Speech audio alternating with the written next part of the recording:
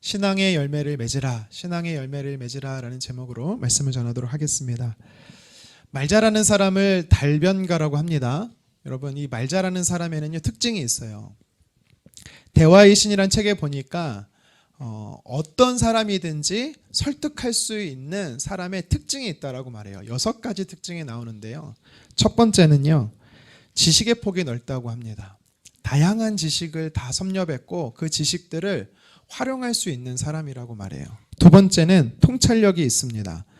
뻔한 이야기 속에서도 누군가에게 정말 생각지도 못하는 지식을 제공한다라고 해요. 세 번째는요, 청중의 반응을 살핍니다. 저 사람이 내가 말하고 있는 거를 잘 이해하고 듣고 있는지 분위기를 살핀다라는 거예요. 네 번째는요, 공감할 줄 압니다.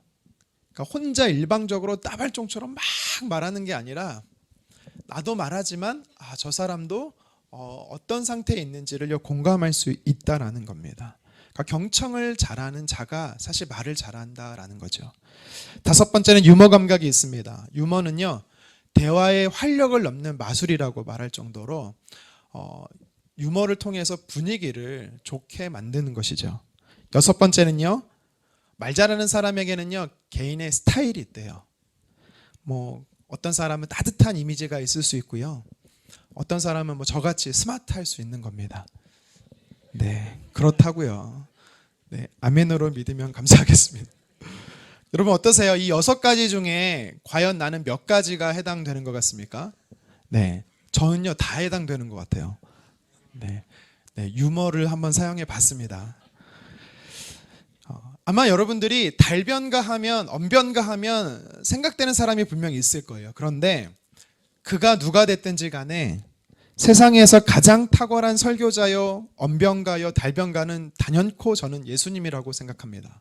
왜냐하면 예수님은요 그 당시에 2000년 전에 다양한 시청각 자료가 있지도 않았어요. 퍼포먼스, 화려한 퍼포먼스를 할 수 있는 장치가 있지 않았습니다. 저처럼 마이크를 사용하셨겠습니까? 예수님은 오로지 목소리로만, 그 장소가 산이 됐든 바다가 됐든 아니면 집이 됐든 아니면 노상이든 다양한 세대의 연령층을 대상으로요 말씀 한마디로 다 사로잡을 수 있는 그런 실력을 소유했던 분이죠. 지난달 3월 26일에 우리가 여기서 11시 때 다 같이 온 세대 예배를 드렸잖아요. 유치부부터 장년부까지. 그때 제가 설교를 진짜 짧게 했거든요. 조금만 더 길게 했으면 막 폭주하고 난리도 아니었을 겁니다. 우리 유치부 학생들이, 자녀들이. 근데 예수님은 어때요? 해가 지도록 사람들이 예수님 말씀에 경청할 수 있을 정도로 집중시키는 그런 달변가셨죠. 예수님은요 항상 설명에 명료해요. 상대방이 이해하기 쉽게 말씀을 전하십니다. 혹여라도 예수님의 비유를 이해하지 못하고 제자들이 재차 물어오면 예수님은 그들이 이해할 때까지 설명해 주세요. 좋으신 분이세요. 그런데 오늘 말씀에 보면 어떻습니까? 이해하기 어려운 말을 하고 있습니다. 난해하고 좀 동의하기 어려운 말을 하고 계세요. 당시 예수님께서는 십자가에 달리시기 위해서 예루살렘에 들어오셨거든요. 시간상으로는 그 주 십자가에 달리시려고 예루살렘에 들어왔던 둘째 날인 월요일에 해당합니다. 이날 예수님께서는요 성박 베다니에서 숙소를 머물고 계시다가 제자들과 함께 예루살렘에 들어가시려고 하는데 시장하셨다라고 성경은 말해요. 배가 고프신 거죠. 그래서 나무의 열매를 드시기 위해서 무화과 나무를 가셨는데 열매가 없는 겁니다. 그럼 어떻게 해야 돼요? 열매가 없구나 하고 가시면 되는 겁니다. 그런데 오늘 이상하게 예수님은 그 나무를 저주하세요. 우리 14절 말씀인데요, 같이 한번 읽어보도록 하겠습니다. 예수께서 나무에게 말씀하여 이르시되 이제부터 영원토록 사람이 내게서 열매를 따먹지 못하리라 하시니 제자들이 이를 듣더라. 아멘.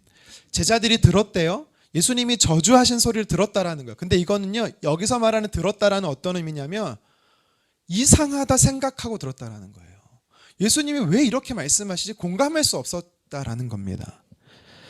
예수님의 이 말씀에 제자들이 납득되지 않은 이유가 나와요. 13절 하반절인데요. 성경은 이렇게 말하고 있어요. 같이 한번 읽겠습니다. 잎사귀 외에 아무것도 없더라. 이는 무화과의 때가 아님이라. 아멘.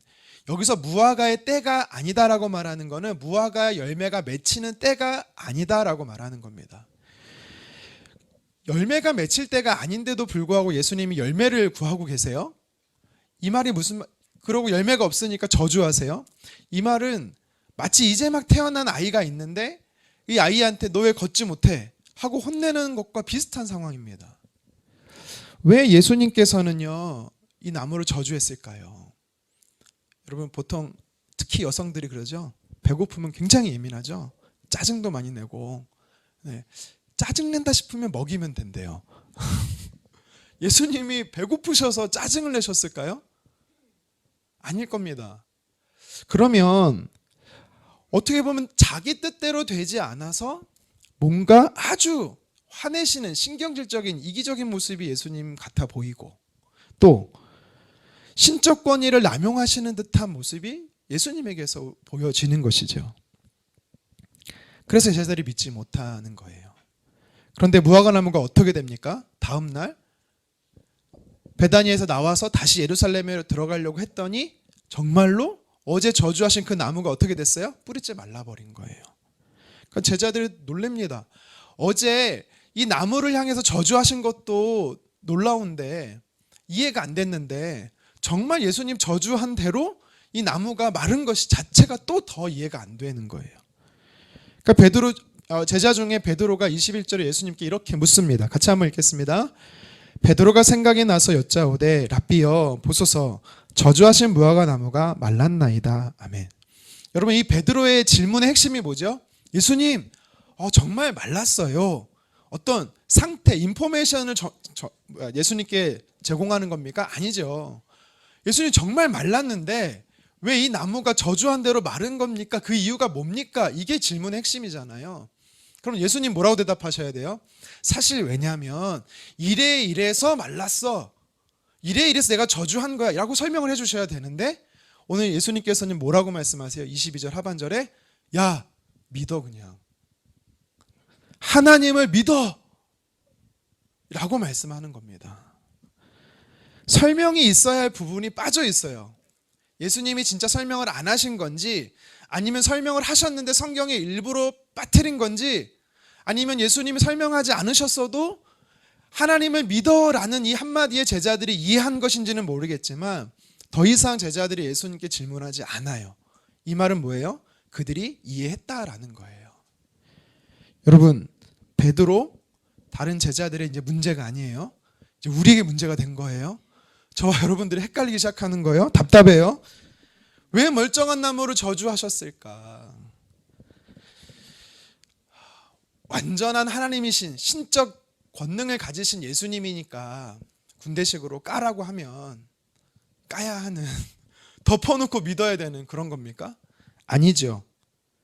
오늘 본문에서 예수님이 왜 무화과 나무에게 저주를 하시고 이것이 우리에게 무엇을 의미하는지 교훈하시는 메시지가 뭔지를 좀 살펴보기 원하는데요.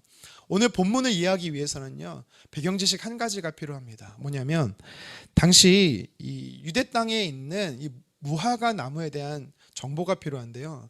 무화과 나무는요. 1년에 많게는 5차례 정도 열매를 맺힌다라고 이야기를 해요. 겨울철 우기를 지나 4월 6월절이 되면은 이 첫 무화과 나무가 열리는데요. 이 열매를 히브리어로 파게라고 말합니다.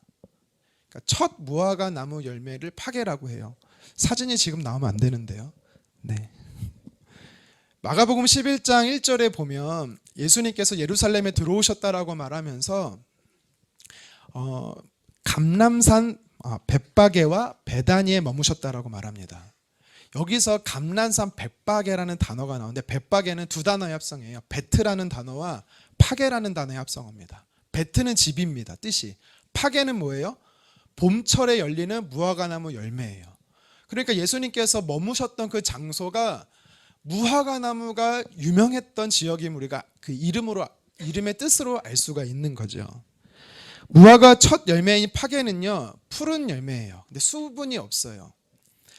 쉽게 나무에서 열매 떨어집니다. 맛도 없어요. 맛도 떨어져요. 상품 값지가 없다 보니까 사람들이 이 버리거나 아니면 가축의 사료로 써요. 아니면 가난한 사람들이 정말 배가 고플 때 나그네들이 먹던 열매가 바로 이 파게라는 이 무화과 열매입니다. 그러니까 본문에 예수님께서 시장하셔서 구한 열매는 바로 무화과 첫 열매인 파게를 말하는 거죠.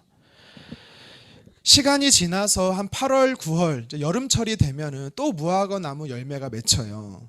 그때 맺히는 열매가 바로 오늘 13절에서 이야기하는 이 무화과 때라고 말하는 열매의 테헤나라는 열매예요. 자, 이제 사진을 딱 보여주시면 됩니다.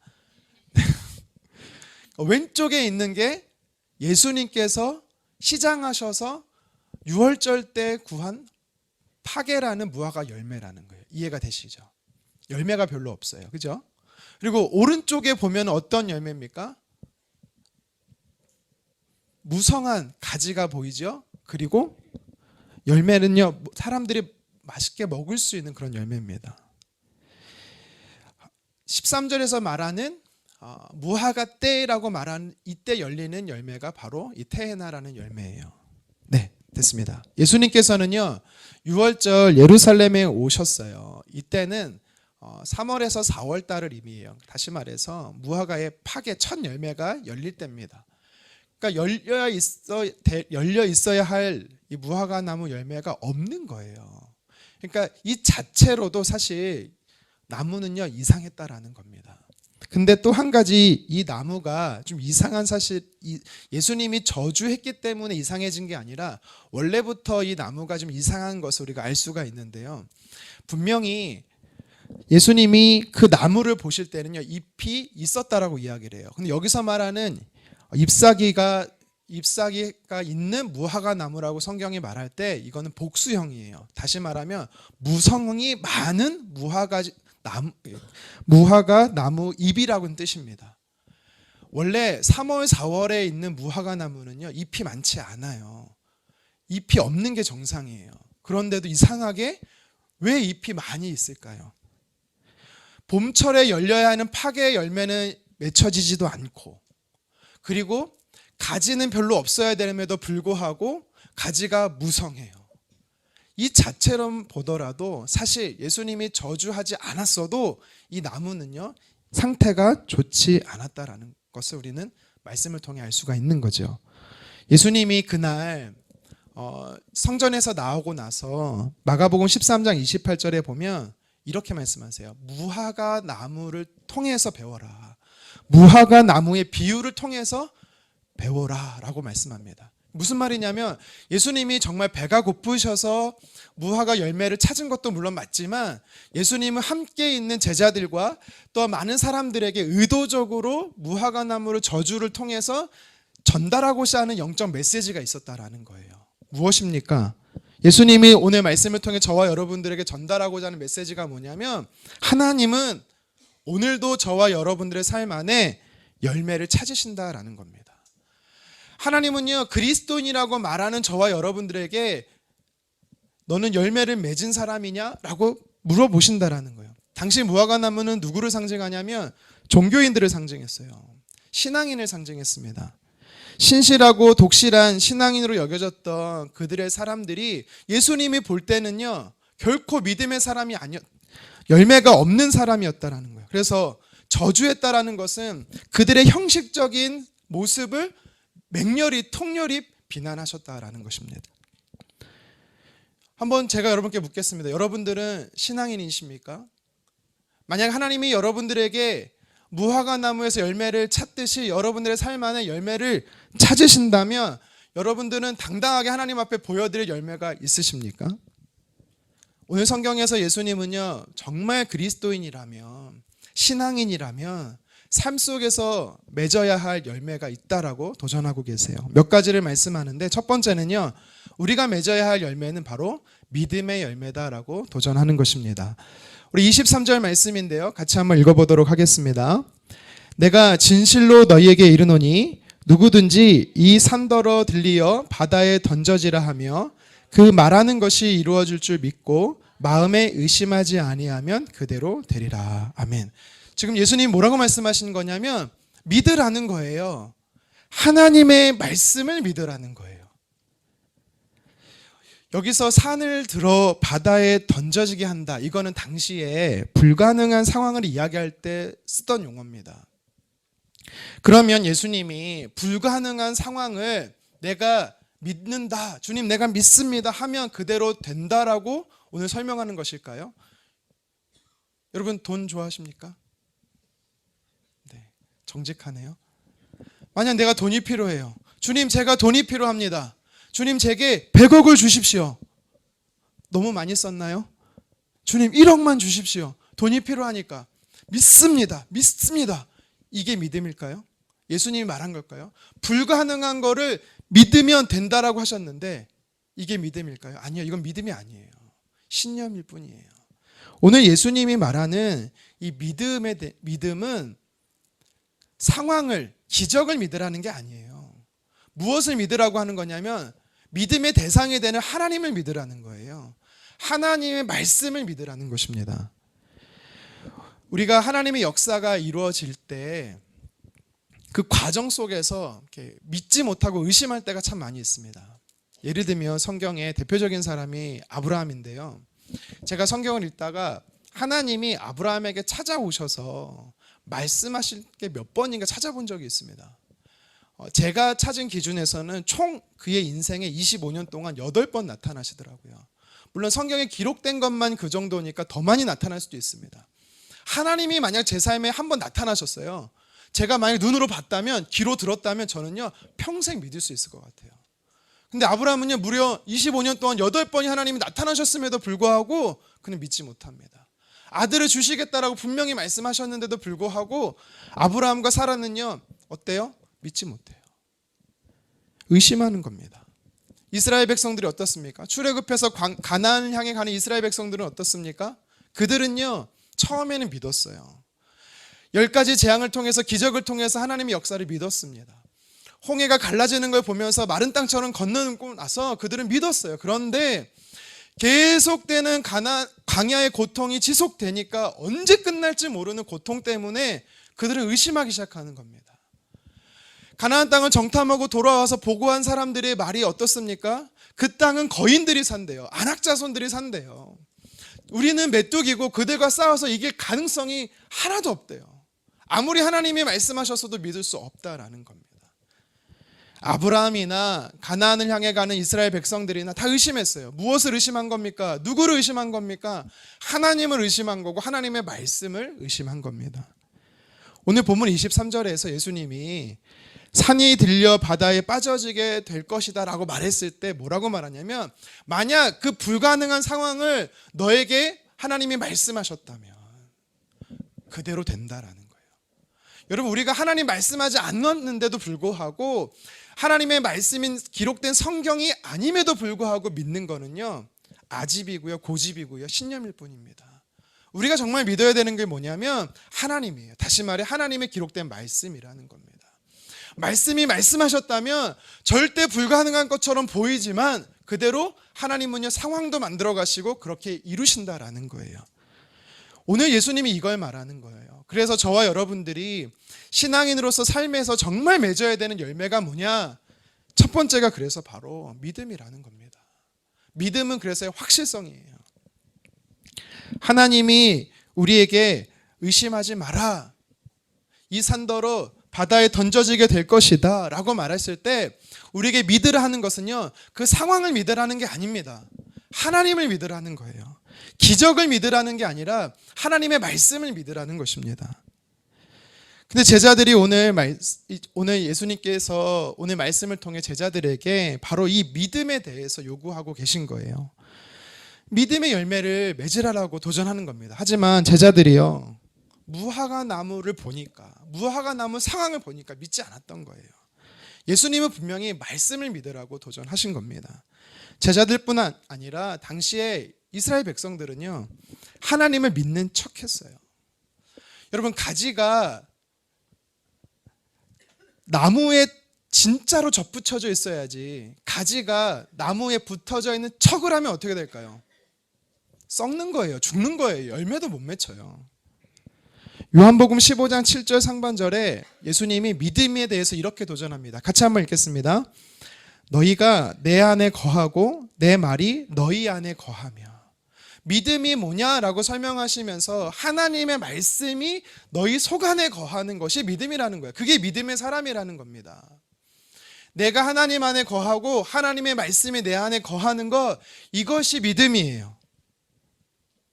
요한복음 8장에 보니까 예수님께서요, 가나라는 지역에 계셨어요. 그런데 가버나움이라는 지역에서 왕의 신하라는 사람이 예수님을 찾아옵니다. 왜 예수님을 찾아왔나 봤더니 아들이 병들어 죽게 된 거예요. 그래서 예수님께 구합니다. 예수님, 제발 제 아들을 살리기 위해서 저희 집에 한번 같이 가시죠. 예수님 도와주세요. 요청해요. 근데 예수님이 집에 가지 그 왕의 신하의 집에 가지 않습니다. 대신 이렇게 대답해요. 우리 같이 한번 요한복음 8장 50절 상반절 읽겠습니다. 예수께서 이르시되 가라, 내 아들이 살아있다 하시니. 아멘. 여러분, 여기서 살아있다라는 거는요, 나았다라는 뜻입니다. 그러니까 예수님이 지금 뭐라고 말씀하시냐면요, 가라고. 나았으니까 가라고. 이 이야기를 듣고 나서 이 왕의 신하는요, 자신의 가나라는 지역에서 자신의 집인 가버나움으로 돌아갑니다. 여러분, 근데 이 가나라에서 가버나움은요, 무려 34km, 직선거리 34km예요. 꼬불꼬불 약 한 50km가 되는 거리를 간 거예요. 당시에 반나절이 걸려서 가야 될 거리입니다. 여러분, 이 거리를 가면서 이 왕의 신하가 어떤 생각을 했을까요? 정말 내 아들이 나았을까? 정말 내 아들이 살아날까? 의심하지 않았겠습니까? 그런데 성경은 뭐라고 말하고 있어요? 자, 이어서 요한복음 8장 50절 하반절 읽겠습니다. 시작. 그 사람이 예수께서 하신 말씀을 믿고 가더니. 아멘. 여러분, 이 사람은요, 예수님의 말씀을 믿었다라는 거예요. 가면서, 집으로 돌아가면서 두려웠겠죠. 왜 안 두려웠겠어요? 내 아들이 죽었으면 어떡하지? 예수님은 나았다라고 말하는데, 살았다라고 얘기하는데, 살지 않고 죽었으면 어떡하지? 더 안 좋아졌으면 어떡하지? 이런 생각이 왜 안 들었겠어요? 들었어요. 그러나 성경이 뭐라고 말하고 있습니까? 그런 생각이 들 때마다, 두려움이 몰려올 때마다 이 왕의 신하는요, 예수님이 약속하신 그 말씀을 붙잡았다라는 거예요. 그 말씀으로 두려움을 몰아냈다라는 거예요. 여러분, 이게 믿음인 거예요. 이 사람이 바로 믿음의 사람인 것입니다. 우리가 세상을 살아갈 때는요, 우리의 믿음을 막 흔들어요. 한 곱이 넘어가면 더 큰 고비가 우리에게 몰아칩니다. 삶의 폭풍우가 불고 쓰나미가 밀어닥칩니다. 이때 우리가 어떻게 해야 됩니까? 이때 우리가 필요한 믿음이, 열매가 무엇입니까? 하나님의 말씀을 붙잡는 믿음이에요. 말씀 위에 서는 겁니다. 요한복음 11장 40절 우리 같이 한번 읽어보도록 하겠습니다. 예수께서 이르시되 내 말이 내가 믿으면 하나님의 영광을 보리라 하지 아니하였느냐 하시니. 아멘. 믿음의 사람에게 주신 특권이 있는데 하나님의 영광을 본다라는 겁니다. 믿음을 가지고 살면 하나님께서요, 그 사람을 통해서 역사하신다라는 겁니다. 믿음은요, 나의 마음의 감정과 상황과 별개예요. 왜요?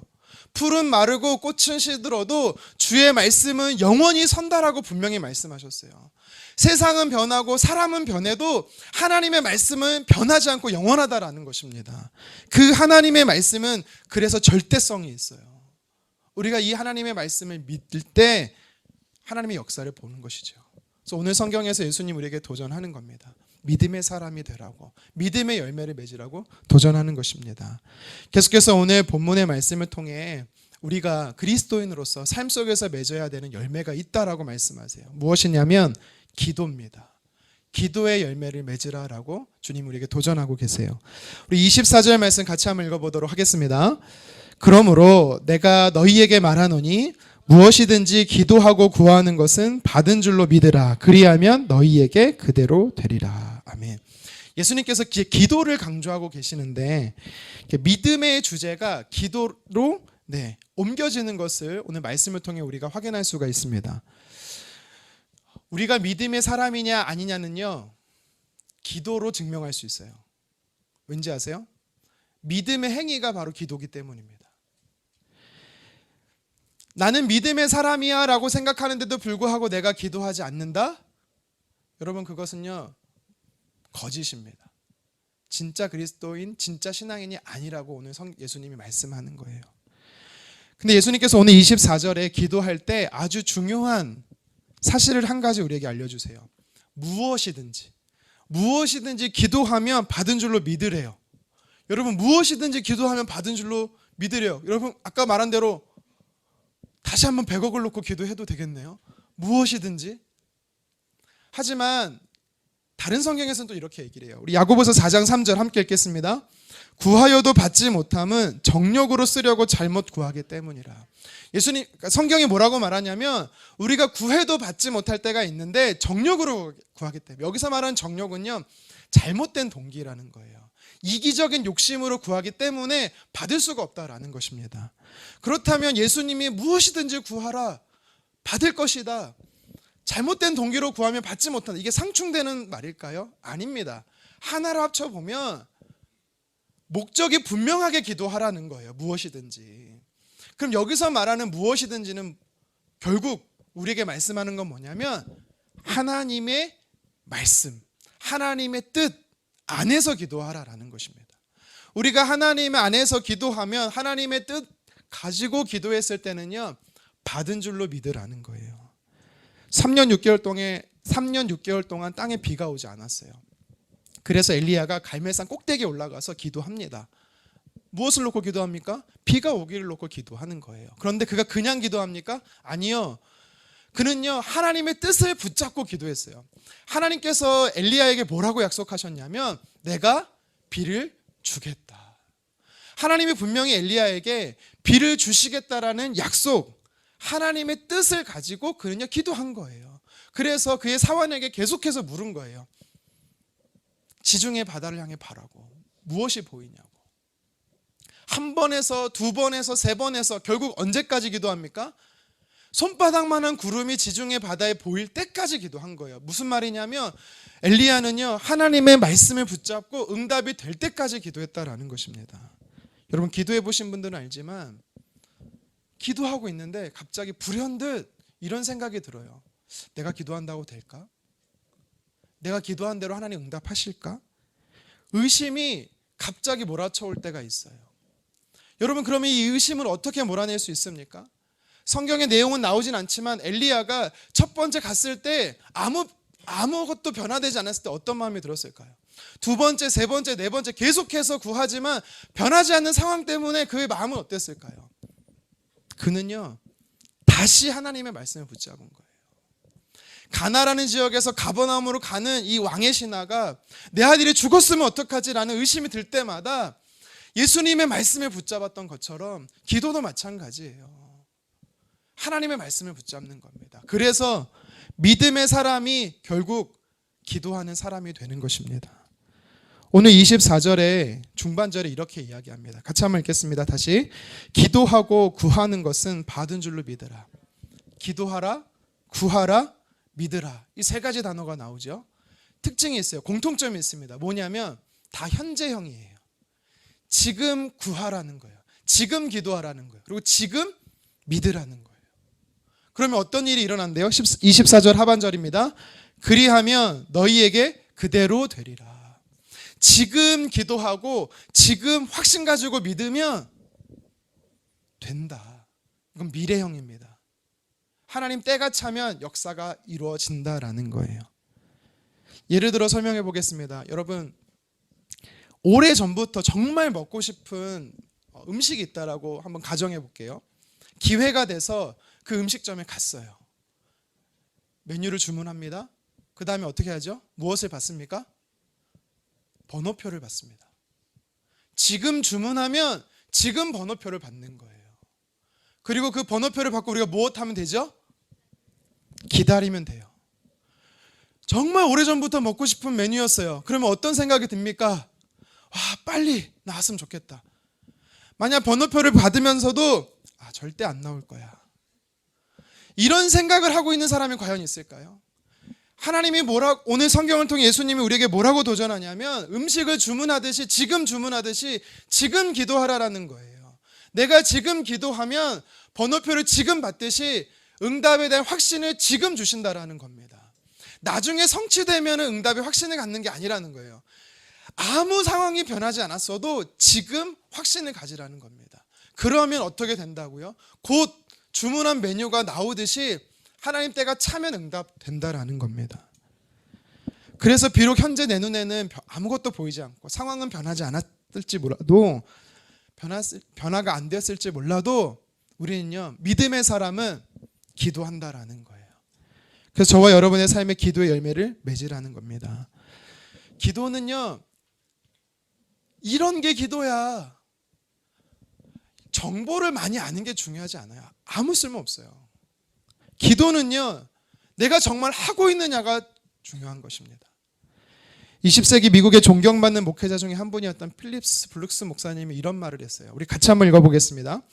당신의 능력에 맞는 일을 위해 기도하지 말고 더 큰 일을 할 수 있는 능력을 위해 기도하라. 이게 무슨 말이냐면 내 수준에서 기도하지 말고 내 한계를 넘어서는 하나님의 말씀을 가지고 기도하라라는 거예요. 그러면 능력의 하나님이 우리의 기도를 통해 역사하신다라는 겁니다.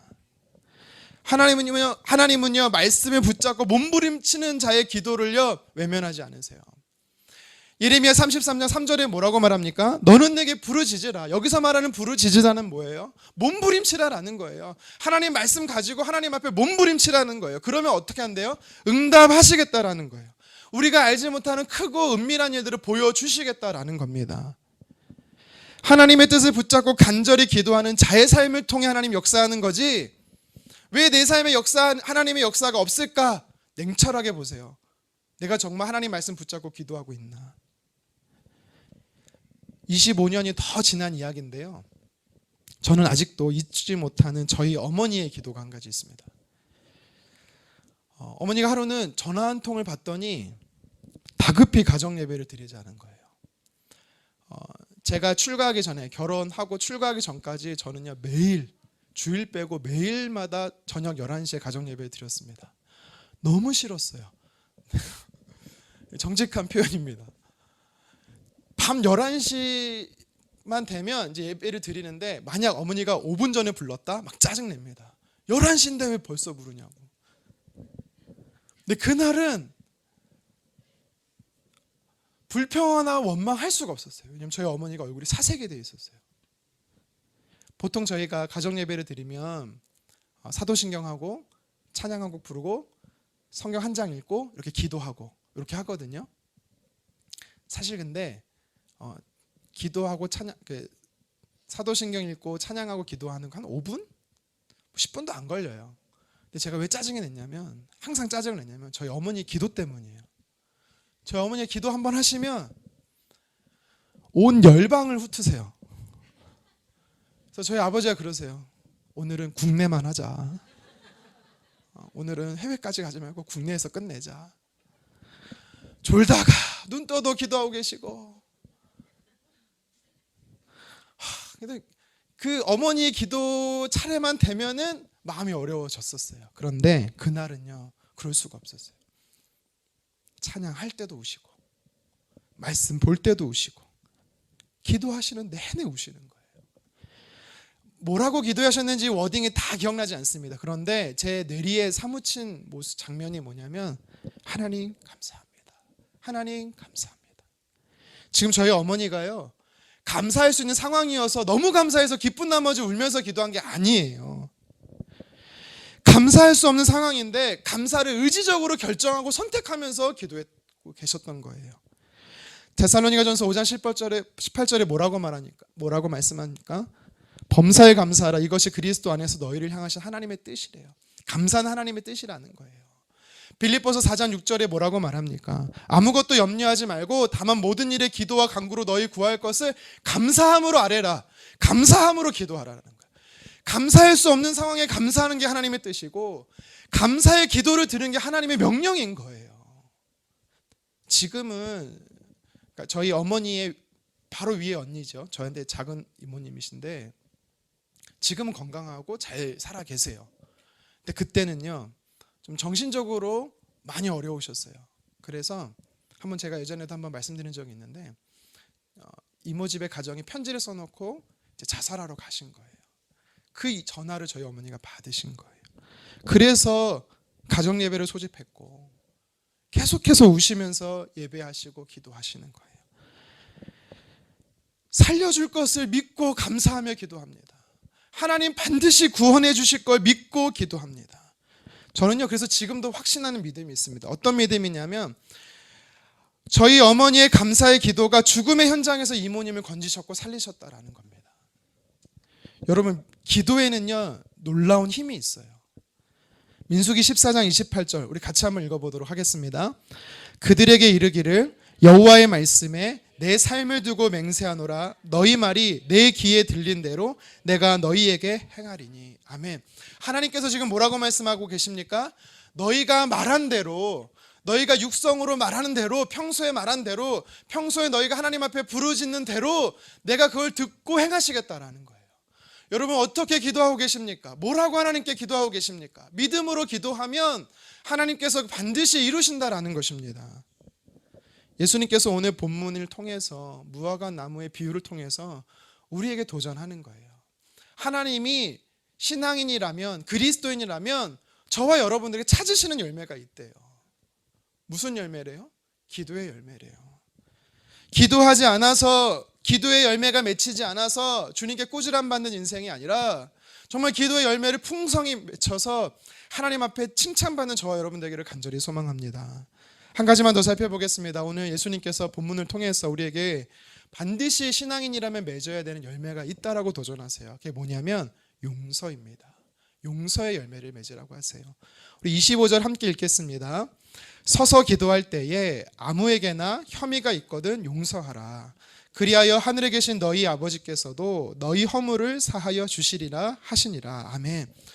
믿음에 대해서 이야기하시다가 그 믿음의 행위가 기도인데 기도에 대해서 연결해서 이야기하시다가 갑자기 용서로 말씀하세요. 조금 뜬금없는 메시지 같긴 한데 왜 예수님께서 용서의 열매를 맺으라고 하시는 걸까요? 예수님이 당시 베다니에 왜 오셨다라고 했죠? 십자가에 달리시기 위해서죠. 예수님의 십자가는 무엇을 의미합니까? 저와 여러분들을 용서하시는 하나님의 사랑을 의미하는 것이죠. 죽기까지 우리를 사랑하셔서 자격 없는 저희들을 하나님의 자녀 삼아 주시기 위해서 십자가에 죽으신 희생, 용서가 바로 십자가의 의미인 것입니다. 그러니까 예수님께서는 저와 여러분들에게 예수님이 용서하시는 삶을 살았듯이 제자들을 향해서, 오늘날 저와 여러분들을 향해서 용서의 삶을 살라고 도전하는 것입니다. 세상에는요 원리가 한 가지 있어요. 어떤 원리가 지배하냐면 보복의 원리예요. 누군가 나를 한 대 때렸으면 나는 똑같이 한 대 때려야 돼요. 아니, 2대 때려야 마음이 편한 거예요. 보복의 원리 때문이에요. 역사를 보면 왜 비극적입니까? 불행합니까? 용서를 받지 못하고 용서하지 못했기 때문이에요. 분노장애가 심하다라고 말해요. 왜 분노장애가 있을까요? 용서하지 못하기 때문입니다. 용서하지 못한 자는, 용서를 경험하지 못한 자는 폭력적이에요. 자기를 용서하지 못하는 자는 자기 증오가 자살로 나타납니다. 남을 용서하지 못하는 자는 그 미움이 살인으로 나타나는 것입니다. 세상에 살아가는 신앙인들은 이 보복의 원리 때문에 살아요. 그렇다면 똑같이 세상 속에 살아가는 저와 여러분들은 이 보복의 원리로 살아야 될까요? 하나님의 백성인 우리들은 어떤 원리로 살아야 될까요? 오늘 본문에서 말씀하시는 용서의 원리, 바로 용서의 열매로 우리는 살아야 되는 줄 믿습니다. 기도와 용서는요 때려야 뗄 수가 없어요. 예수님께서 가르쳐 주신 기도문이 있죠. 우리가 그걸 주기도문이라고 하거든요. 근데 주기도문에 이런 표현이 있어요. 우리가 우리에게 죄 지은 자를 사하여 준 것 같이 우리 죄를 사하여 주시옵고. 이거를 있는 그대로 직역하면 내가 저 사람을 용서했으니까 주님 저를 용서해 주세요, 이런 문장이거든요. 그럼 우리가 저 사람을 용서하지 않으면 주님은 우리를 용서하지 않으시나요? 아닙니다. 예수님의 용서는 이미 십자가에 완전하게 이루어졌어요. 그렇다면 이 문장은 어떤 의미죠? 믿음을 가지고 하나님의 말씀을 붙잡고 기도하는 사람은, 정말 기도하는 사람은 누군가를 용서한다. 이게 바로 예수님이 가르쳐준 기도문입니다. 내 주변에 우리 가족이, 내 동료가 나를 미워하고 내게 잘못을 행했더라도 정말 당신이 그리스도인이라면, 정말 당신이 하나님의 사람이라면 그들을 용서할 수 있어야 된다라는 거예요. 그래서 용서는 결국 기도하는 사람이 용서할 수 있는 것입니다.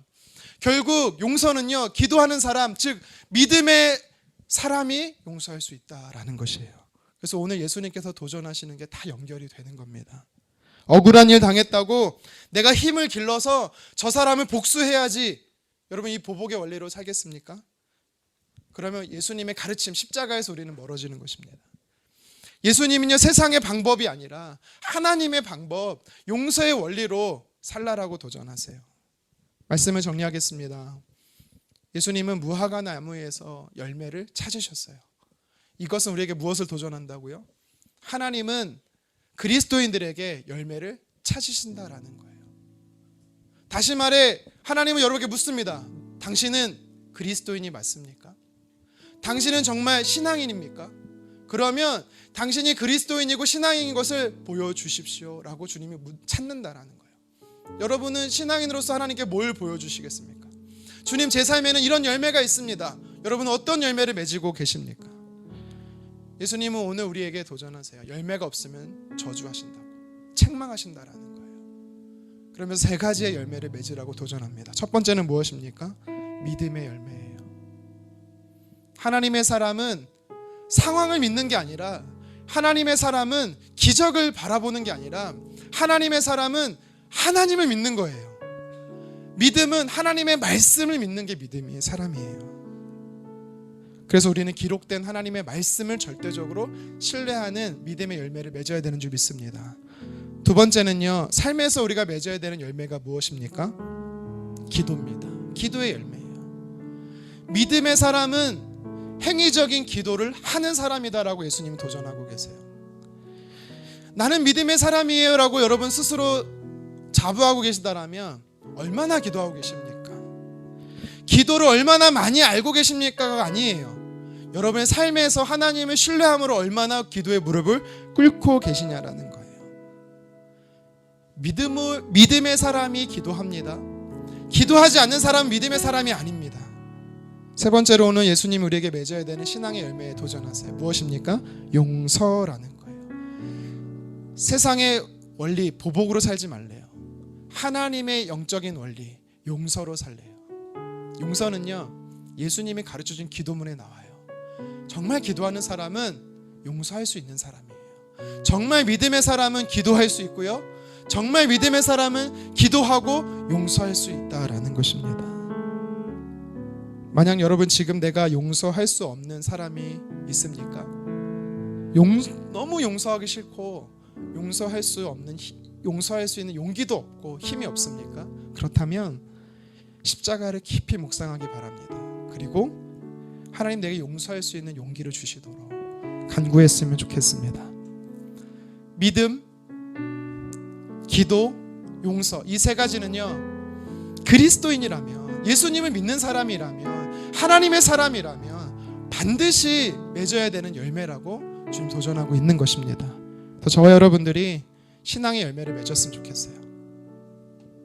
주님이 나에게 구하실 때, 찾으실 때, 주님 저의 믿음입니다, 주님 저의 기도의 열매입니다, 주님 용서의 열매입니다라고 여러분 풍성히 맺음으로 하나님을 기쁘시게 하기를 주님의 이름으로 축원합니다. 같이